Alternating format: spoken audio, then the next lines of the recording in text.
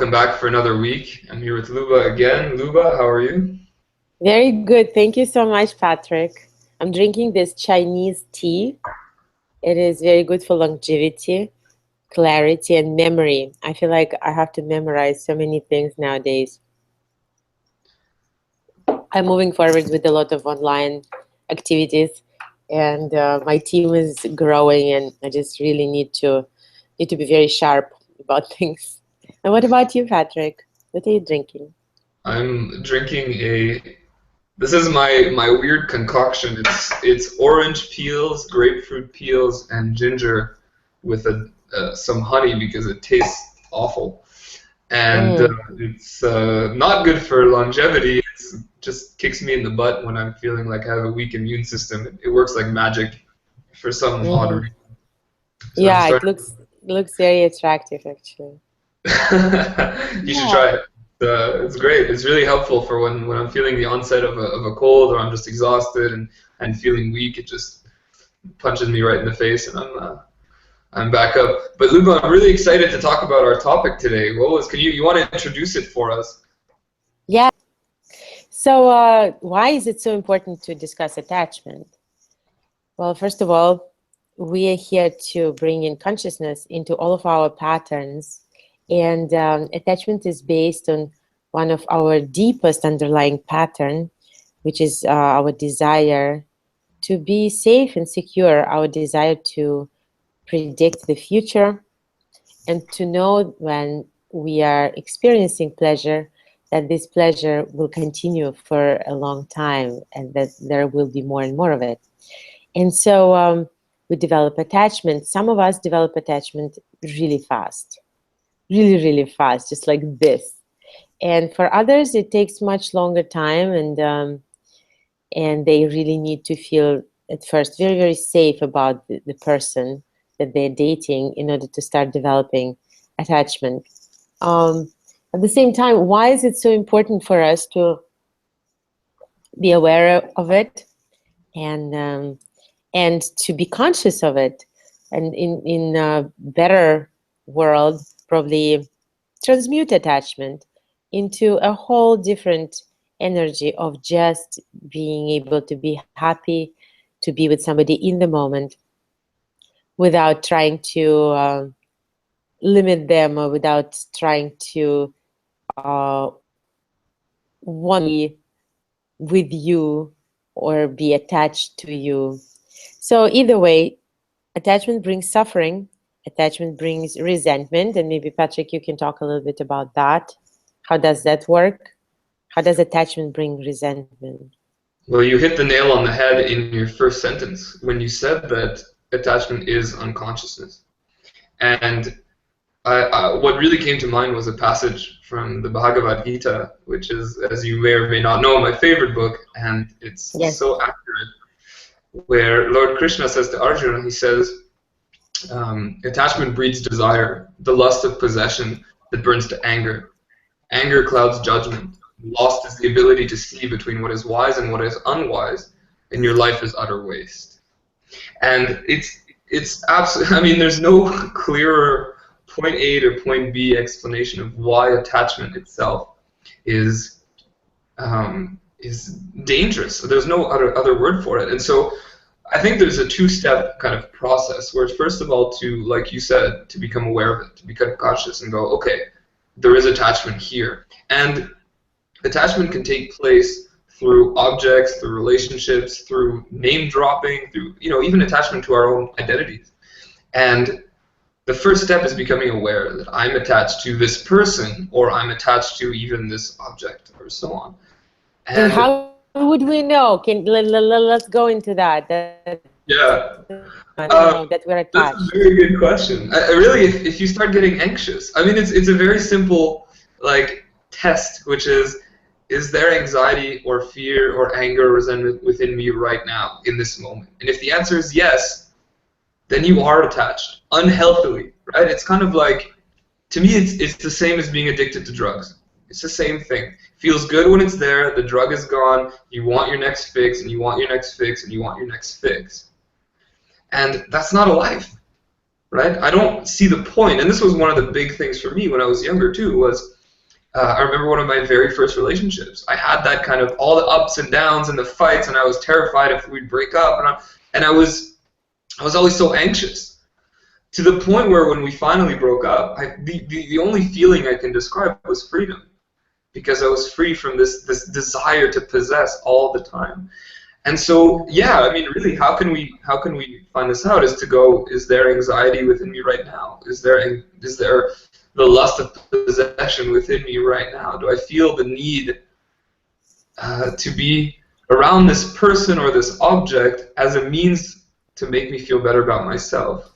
Yeah, What are your thoughts? exactly. And I also want to bring in something kind of probably unexpected. As you said, attachment doesn't have to be just to a person, it can be to an object or a process, like Facebook. There can be attachment to Facebook, for example. And I will Yeah. tell you how I knew that I'm attached. It was 5 years ago. I was in a New York subway, and I was sitting there in my own energy, and then I saw a Facebook logo on the wall in front of me, and it made me feel good. And I became conscious of that. Like, oh my God, that F makes me feel good. That means there is an imprint going on. So basically, this person or this process as a drug, this it becomes your dopamine dealer. You know, and I think a lot of people are attached to Facebook, to food, to their relationships, not to mention, of course, substances of, like alcohol or marijuana. Um, I had a boyfriend who smoked a lot of marijuana at some point, and and when I said, well, you're addicted of liberation, we're really trying to be as independent from any kind of attachment as we can. And he would say, well, everyone is addicted to air. You're breathing air, right? You're addicted to it. What if the air is taken away? So everyone is getting a source of something from something, to live, and which is a very interesting point. Some Yeah, people, but yeah, some I would people are counter addicted that. to light. Pardon me? Some people are addicted to light. Yeah, Some but people are attached to thinking. it becomes an attachment, though, when your sense of self depends on what it is you're attached to. So, yeah, you're attached to air because you need it to live, in the same way that you're probably attached to food. Like, those are basic needs, but you don't draw identity from that. There is no more separation between you and life itself. Food is part of it. In the same way that, right, for example, babies is a perfect example. I know some people who I will never forget the first time I held my nephew in my arms for the first time, and it was just sitting in that room was such a beautiful. It was an indescribable experience. It was one of the big shifts in my life, and it seems like such a trivial event, but it was such a beautiful, just feeling the love of his grandparents and of his parents and of everybody around him. This little kid who's been around for 2-3 days tops, and that's amazing. And then on the other hand, you have people who would use children by putting the pictures on Facebook and like, look how great a parent I am, and they make a whole identity out of being a parent, and they make this whole, now all of a sudden there's an us versus them, you don't know what's right for my kid, and so it's to the point where if they didn't have this child, who are they? And there's no better example than, even actually, I'll take that further, I would put, like the financial crisis, where you've got these millionaire, billionaire guys who are super successful businessmen, and they have all this power and status, and they have all the women in the world and the drugs and the money, and everything they want is just like this. And then literally overnight they lose everything, and they kill themselves. They jump out of buildings to avoid going, now I've lost all this stuff. Who am I really underneath it all? Exactly. And there's an extreme example. But when it comes to your personal relationships, find out if you have that kind of attachment. If you really don't know who you are outside of your relationship, you've got a bigger problem. Yeah, exactly. And especially also it influences men and women in terms of their desirability. They feel like they're desired by their partner, loved by their partner. It feels like in general they are desirable or lovable. Yeah, but at the same time, they just taking the attachment serves as some kind of a vehicle for self-validation as well. And this is a very interesting point. So we can be attached to self-identity, we can be attached to certain processes like that make us feel good, like Mhm.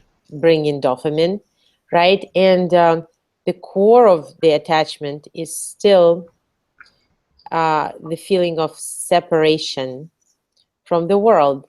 And so when we do feel in complete unity with the world, and when we have our own direct pipeline, fiber optics, pipeline to divine intelligence or infinite spirit or whatever it is you call it for yourself, could be the source. It's a certain state in which you feel like there is really no direct edge between subject and object. There is no real separation between you and another person or other objects in reality.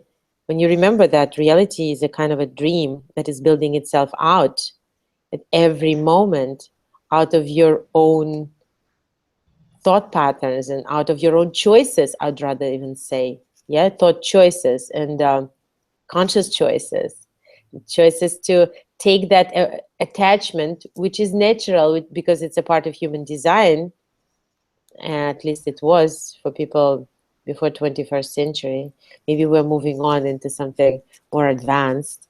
But anyway, if we take that and we become aware, oh my God, I just got angry, right? Or I just got frustrated, or I really, really want that person is going to be mine. Oh my God, like all the stuff that comes up with an attachment, and we just make a conscious choice to transmute it when it's coming up into a completely different path. But to do that, we need to have that path of our own connection with the universal mind. We have to have it developed very strongly, so that when the waves of attachment come up, there is something for us to choose that we already have in ourselves. Does it make sense? Yeah, absolutely it does. Do you have a specific, let's say, because we're drawing towards the end of our time slot here, but what would be a specific way to put that into practice? How would one become aware of that and really, really make it a habit? Yeah.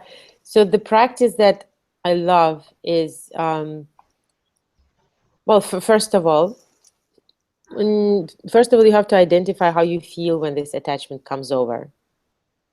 And we usually don't bother unless something brings us suffering, right? So in the case of, let's say, right, your relationship with that person, you constantly felt anxiety. Like, for example, she wouldn't call, or she would disappear, or she would not demonstrate a lot of love towards you. And I'm sure everyone in the audience can relate to that, right? Yeah, And then something comes up, like a wave comes up of feeling.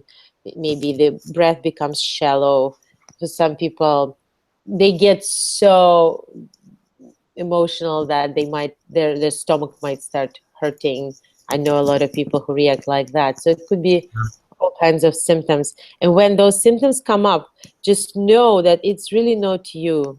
That this is just a program that's running. It's an instinctual program that wants you to be a predator, an animal, a proprietor, and that it's the stuff of the past. And remember that there are millions and millions of other beings in the world who experience exactly the same thing, exactly the same attachment. And just breathe in for yourself and for everyone in the honor of our transformation into the human being of new kind. Exhale and liberate yourself from that desire, from that possession, from that old paradigm, from that old pattern, which is actually holding us very unhappy. And so as you feel that wave, just feel like, first, everyone is experiencing it. I'm going to breathe it out and come out into the new future for all of us. like that. And another thing is that if the wave comes back, and most likely it will, but the waves, they're also kind of smart.